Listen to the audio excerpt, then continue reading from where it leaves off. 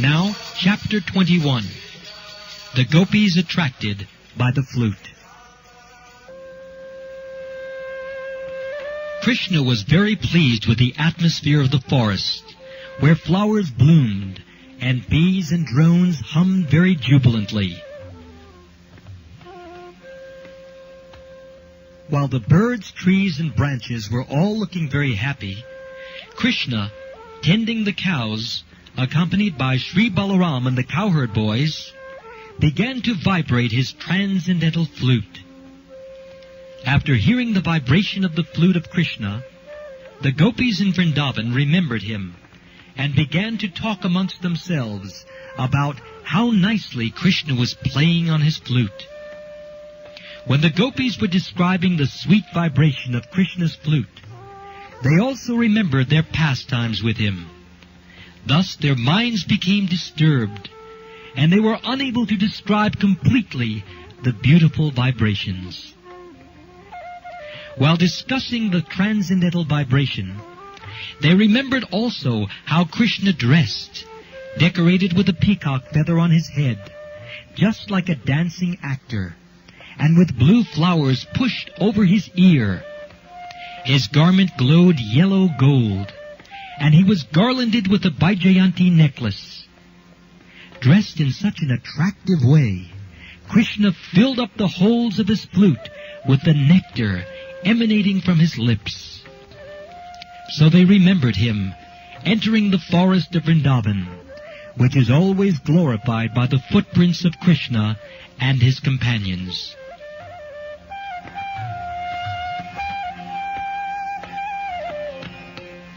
Krishna is very expert in playing the flute, and the gopis were captivated by the sound vibration, which was attractive not only to them, but to all living creatures who heard it. One of the gopis told her friends, "The highest perfection of the eyes is to see Krishna and Balaram entering the forest and playing their flutes and tending the cows with their friends." Persons who are constantly engaged in the transcendental meditation of seeing Krishna internally and externally, by thinking of him playing the flute, entering the Vrindavan forest, and tending the cows with the cowherd boys, have really attained the perfection of samadhi. Samadhi, or trance, means absorption of all the activities of the senses in a particular object. And the gopis indicate that the pastimes of Krishna are the perfection of all meditation and samadhi. It is also confirmed in the Bhagavad Gita that anyone who is always absorbed in the thought of Krishna is the topmost of all yogis.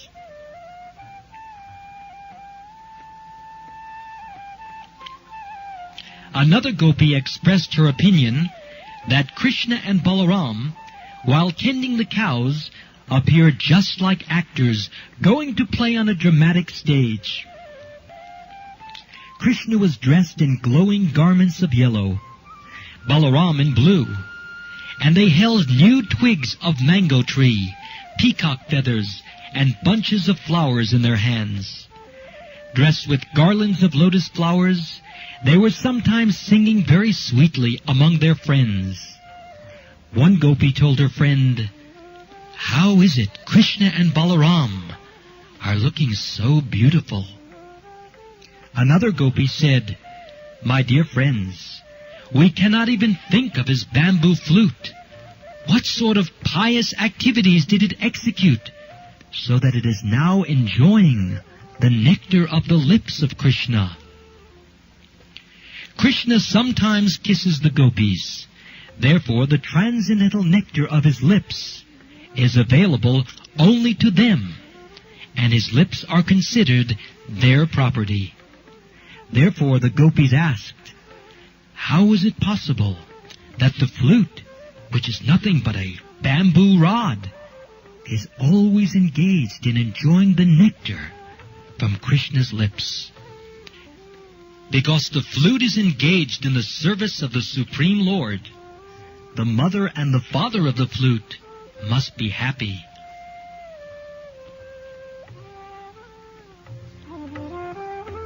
The lakes and the rivers are considered to be the mothers of the trees, because the trees live simply by drinking water.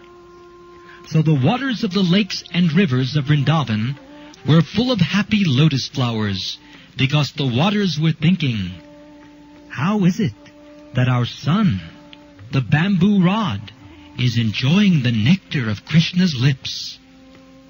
The bamboo trees standing by the banks of the rivers and the lakes were also happy to see their descendant so engaged in the service of the Lord, just as persons who are advanced in knowledge take pleasure to see their descendants engaged in the service of the Lord. The trees were overwhelmed with joy and were incessantly yielding honey, which flowed from the beehives hanging on the branches.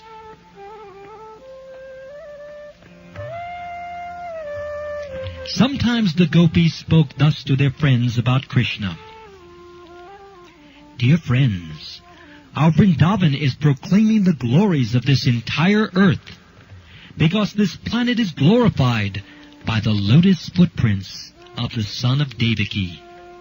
Besides that, when Govinda plays his flute, the peacocks immediately become mad. When all the animals and trees and plants, either on the top of Govardhan Hill or in the valley, see the dancing of the peacock, they all stand still and listen to the transcendental sound of the flute with great attention.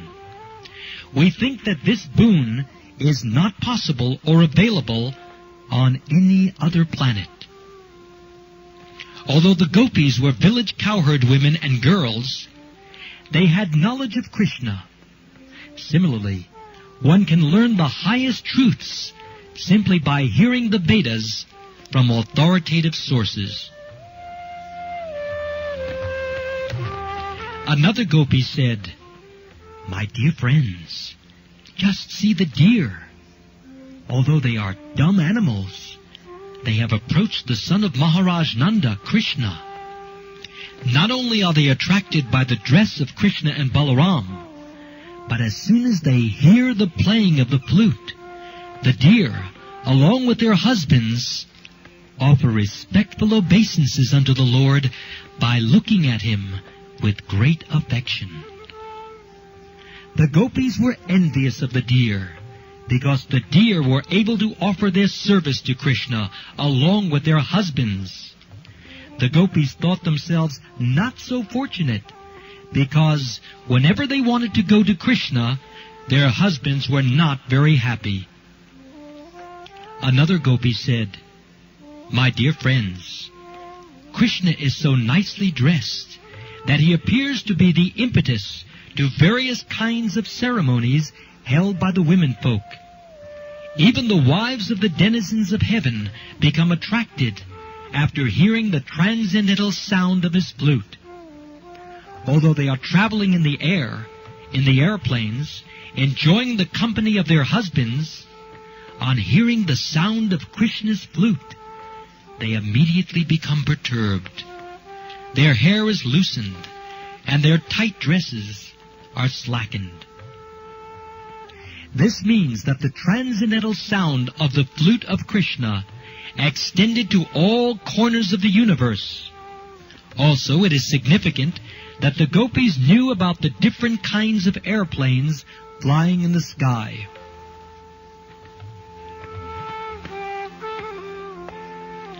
Another Gopi said to her friends, "My dear friends, the cows are also charmed as soon as they hear the transcendental sound of the flute of Krishna. It sounds to them like the pouring of nectar, and they immediately spread their long ears just to catch the liquid nectar of the flute. As for the calves, they are seen with the nipples of their mothers pressed in their mouths, but they cannot suck the milk.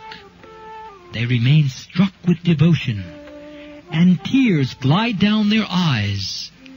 illustrating vividly how they are embracing Krishna heart to heart. These phenomena indicate that even the cows and calves in Vrindavan knew how to cry for Krishna and embrace him heart to heart. Actually, Krishna-conscious affection can be culminated in shedding of tears from the eyes.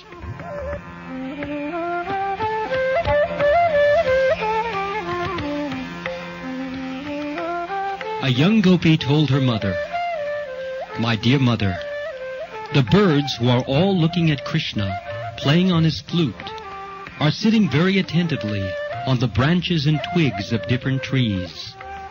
From their features, it appears that they have forgotten everything and are engaged only in hearing Krishna's flute. This proves that they are not ordinary birds. They are great sages and devotees. And just to hear Krishna's flute, they have appeared in Vrindavan forest as birds." Great sages and scholars are interested in Vedic knowledge, but the essence of Vedic knowledge is stated in the Bhagavad Gita, Vedaischa sarve aham eva vedya. Through the knowledge of the Vedas, Krishna has to be understood. From the behavior of these birds, it appeared that they were great scholars in Vedic knowledge, and that they took to Krishna's transcendental vibration and rejected all branches of Vedic knowledge. Even the river Yamuna, being desirous to embrace the lotus feet of Krishna, after hearing the transcendental vibration of his flute, broke her fierce waves to flow very nicely with lotus flowers in her hands, just to present flowers to Mukunda with deep feeling.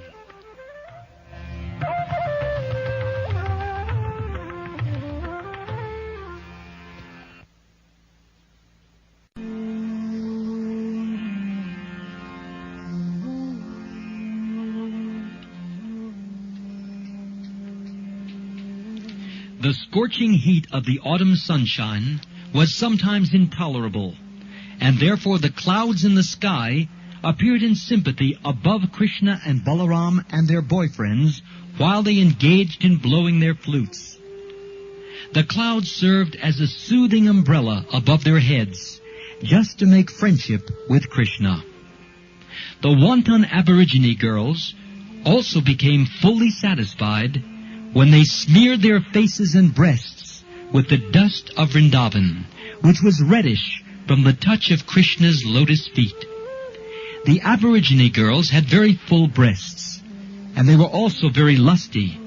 But when their lovers felt their breasts, they were not very satisfied.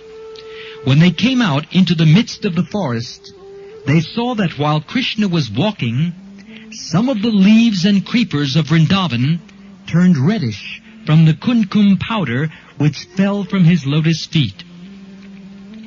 His lotus feet were held by the gopis on their breasts, which were also smeared with kumkum powder. But when Krishna traveled in the Vrindavan forest with Balaram and his boyfriends, the reddish powder fell on the ground of the Vrindavan forest. So the lusty Aborigine girls, while looking toward Krishna playing his flute, saw the reddish kumkum on the ground, and immediately took it and smeared it all over their faces and breasts.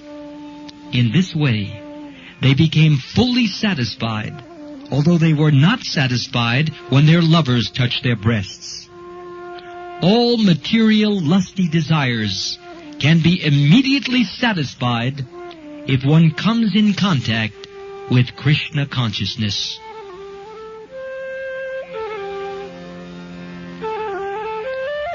Another gopi began to praise the unique position of Govardhan Hill in this way. How fortunate is this Govardhan Hill, for it is enjoying the association of Lord Krishna and Balaram, who are accustomed to walk on it. Thus Govardhan is always in touch with the lotus feet of the Lord. And because Govardhan Hill is so obliged to Lord Krishna and Balaram, it is supplying different kinds of fruits, roots, and herbs, as well as very pleasing crystal water from its lakes, in presentation to the Lord. The best presentation offered by Govardhan Hill, however, was newly grown grass for the cows and calves. Govardhan Hill knew how to please the Lord by pleasing his most beloved associates, the cows and the cowherd boys. Another gopi said that everything appeared wonderful when Krishna and Balaram traveled in the forest of Vrindavan, playing their flutes and making intimate friendship with all kinds of moving and non-moving living creatures. When Krishna and Balaram played on their transcendental flutes, the moving creatures became stunned and stopped their activities, and the non-moving living creatures, like trees and plants, began to shiver with ecstasy. Krishna and Balaram carried binding ropes on their shoulders and in their hands, just like ordinary cowherd boys. While milking the cows, the boys bound the hind legs with a small rope. This rope almost always hung from the shoulders of the boys, and it was not absent from the shoulders of Krishna and Balaram. In spite of their being the Supreme Personality of Godhead, they played exactly like cowherd boys, and therefore everything became wonderful and attractive. While Krishna was engaged in tending the cows in the forest of Vrindavan, or on Govardhan Hill, the gopis in the village were always absorbed in thinking of him and discussing his different pastimes. This is the perfect example of Krishna consciousness. To somehow or other remain always engrossed in thoughts of Krishna. The vivid example is always present in the behavior of the gopis.